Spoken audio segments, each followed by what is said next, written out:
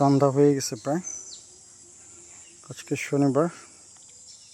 তো আমরা এই বাগানের পাশে আমরা কিছু চারা রোপণ করছি। এই পেঁপের চারা রোপণ করছি, বেগুনের চারাগুলো।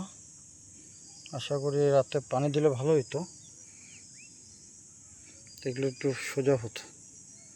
বৃষ্টি হলে অসুবিধা নেই, হয়ে যাবে।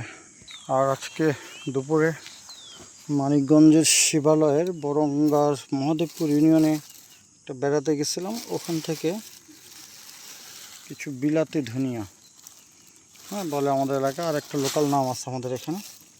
তো ওটার গোড়াসহ গাছ নিয়ে আসি। এই যে এটা হচ্ছে কি ধনিয়া।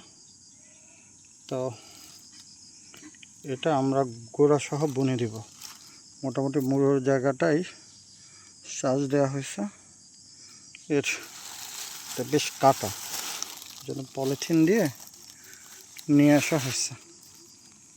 এই যে এগুলো যারা টাচ করে বলছিলাম, দুইটা আখ আমরা গত পরশু দিন খাইছি, বলছে এটা বুনে দেওয়ার জন্য, বাট ভুলে গেছে তারা। এটা আমি বুনে দিব। এগুলা এই গাছের চুরি হয়ে গেছে, কিছু চুরি হলে অসুবিধা নেই, বাট এইটা এবং এইটা সেম জাত, তবে খেতে ভালো। মানে বেশি বড় হয় নাই, বাট এর মধ্যে দেখি বেশ মিষ্টি। পানসে হওয়ার কথা, কারণ এখন প্রচুর বৃষ্টি, বাট সে অনুযায়ী পানসে না, খেতে মিষ্টি মাশাআল্লাহ। প্ল্যান ছিল কিছু ঢেঁড়স তুলবো, দেখি তোলা যায় কি না, কারণ সকালে ঢাকায় যাব,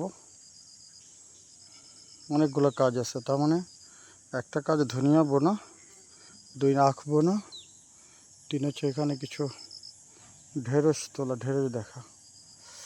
এই হচ্ছে আমাদের কাজ। আর একটা বেগুন আছে, বেগুনটা তুলে ওই পলিথিনে ভরে নিয়ে যাব। আর এই কলার বাগানটা মোটামুটি রেডি হয়ে গেছে। কিছু ডাল প্রুনিং করে দেওয়া হয়েছে। তো মোটামুটি বাড়ি থেকে দেখার একটা সুযোগ থাকবে, বা মেনটেন্স করার সুযোগ থাকবে বলে ধারণা করতেছে। এখন দেখা যাক সব মিলে। আর এগুলোতে কিছু জঙ্গল পরিষ্কার করে দিচ্ছি।